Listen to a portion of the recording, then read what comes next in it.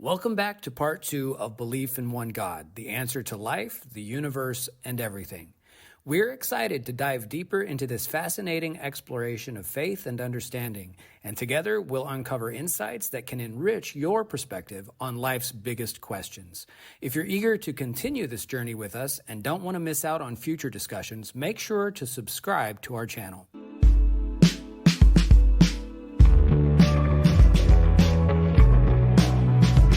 Welcome to the Liberty Signal podcast.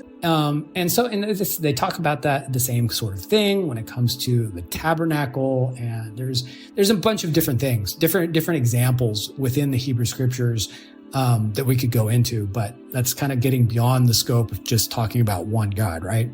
So it's not splitting God up, but saying that God's oneness includes this deep relationship within the Godhead itself.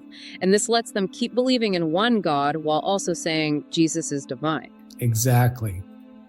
And this compound unity, it affects, how they see other theological ideas too. They often point to parts of the Hebrew Bible where God's name is given to a person or a place, like how the temple in Jerusalem was seen as a place where God's presence dwelled. So they're saying Yeshua, Jesus, is like the ultimate dwelling place for God's name, God's presence, but still distinct from God the Father. You got it. It's how they can hold on to the traditional Jewish focus on one God while also acknowledging the unique role they believe Jesus plays in their faith.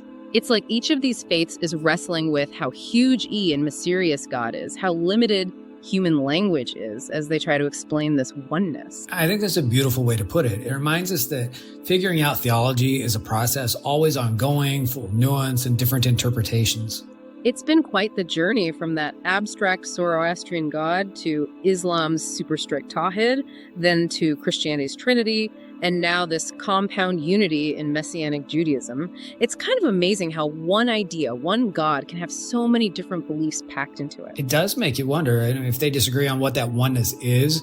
Do these different religions see God acting in the world differently too? That's a great point. Is there a difference in how active or hands-off God is in these traditions? I think you've hit on something really important there. Just like how the idea of God's oneness changes, so does the idea of how God interacts with creation. If you look broadly, Judaism, Christianity, and Islam all tend to see God as very active in the world, both through the laws of nature and through more direct intervention. So in those faiths, you get this sense that God is super involved in how the universe works day to day, even answering prayers and making things happen. Totally. Think about the miracles in the Bible and the Quran, or how Judaism sees God's ongoing covenant with his people. These all point to a God who's really invested in the world and everyone in it. It's interesting, though, because Zoroastrianism, with its ancient roots, seems to have a different perspective. From what you shared, it seems like they lean more towards a deistic view. Right. So Zoroastrians revere Ahura Mazda as the creator and sustainer of everything, but they also emphasize free will and humanity's role in fighting evil. It's like God set the universe in motion, set up his moral rules, and now humans have this crucial job to uphold good and fight against chaos, while God is kind of removed. Kind of like a clockmaker who designs and builds this intricate clock, winds it up, and then lets it run, trusting that all the gears and springs will work the way they're supposed to. It's a perfect analogy. Humanity, God is seen as the ultimate source of good, but there's this understanding that humans have to align themselves with that goodness and actively take part in how creation unfolds. It's fascinating how these different views on God's role end up shaping each religion's view on what our purpose is, what we should do. It gets even more interesting when you think about how these ideas have influenced entire societies and cultures. You mentioned earlier about monotheism and how America was founded, and I want to dig into that for sure. For sure. You don't get to talk about ancient religious philosophy and then end up at the signing of the Declaration of Independence every day. Seemed like a weird jump at first, but the stuff you gave me points to a deep connection. It's a connection people often miss, but it's super important if you want to get what the United States is built on, philosophically speaking. Don't forget, America's founders, they were immersed in the Judeo-Christian tradition, how they saw God, morality, even government. It all came from those influences. I get that, historically speaking, but America today is like this huge mix of cultures and beliefs. So how can you say that monotheism was that influential in making America what it is today? We're not wrong. Modern America is incredibly diverse, but those early influences, they're woven into the country's DNA. Just look at the Declaration of Independence. That document it's the heart of American identity. Hard to forget how it starts. We hold these truths to be self-evident. Feels like it's engraved on the national soul at this point. Right there in those lines, you see monotheistic thought shining through. I mean, the Declaration says all men are endowed by their Creator with certain unalienable rights. And that's not just fancy writing. It's a direct reflection of a worldview built on this idea of a single good God. So you're saying the idea of inherent human rights, the very basis for American ideals like liberty and equality, it all goes back to this idea of a single divine creator. Absolutely. The Declaration says our rights don't come from human laws or governments, but are given to us by a creator God. This idea that everyone is equal before that God and answerable to a higher moral law, it's been incredibly influential, not just in America, but in tons of societies shaped by Judeo-Christian monotheism. It's pretty mind-blowing how this one concept, God's oneness, can echo through history and shape not just what people believe, but entire systems of government and how societies are structured. It shows you the power of ideas, how they can change the course of human civilization. And as we get deeper into Messianic Judaism in just a minute, we'll see how this whole dance between theology and social justice even is still going on in some really interesting ways. So back to Messianic Judaism, you were about to explain how their view of monotheism ties into their ideas about social justice. Seems like a tough connection to make. Well, when you talk about social justice, I don't think I'm talking, and I don't think Messianic Jews per se are talking about, like progressive politics and social justice. It's not like anti-colonialism or something. But social justice really is a big part of how Messianic Jews try to live out their faith. It's very similar in some ways to how Reform Jews in America might see social justice. They view it as tikkun olam, or healing the world.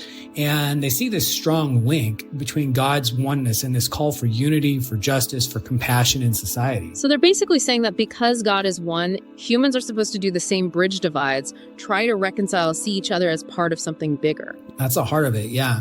And they get that there's this richness and diversity in God's creation, and that whether people follow the same faith they do or not, these people as other human beings made in the image of God should be honored, celebrated, and not erased. They don't have to agree with the theological points that these other faiths bring up, but the people, the other humans, they're important because God made them, and made them in his image just as much as they are. So that compound unity idea lets them hold on to God's oneness of the diversity of creation, which you actually see reflected in their own community with both Jewish and Gentile believers coming together, in Messianic synagogues, congregations, and I guess some would also call them churches, but Messianic Jews tend to call them synagogues or congregations. So how does this actually play out? How does Messianic Judaism, with this unique theology, actually approach social justice? What do they do? Well, they put a huge emphasis on, like I said, tikkun olam, which is Hebrew for repairing the world. It's a core idea in Jewish thought, and Messianic Jews see it as this duty to actually work for justice, peace, and compassion in the world around them. So it's like not enough to just say you believe in one God. You got to live that out by fighting oppression, caring for the marginalized, all that. Yeah, absolutely. Even though all of these religions, they believe in one God, merely acknowledging that fact, it's not enough. And many Messianic Jews will tell you that in the New Testament, for example, in the book of James, it says that you believe that God is one. You do well. The demons also believe and shudder. So for Messianic Jews, absolutely, it's not enough to just say that you believe in one God. You absolutely do have to live that out by honoring the God of Israel with basically everything that you are, and carrying that through into your everyday actions in your life and in your interactions with other people and everything. It impacts everything in your entire world. It's not just about what happens in a synagogue or personal piety.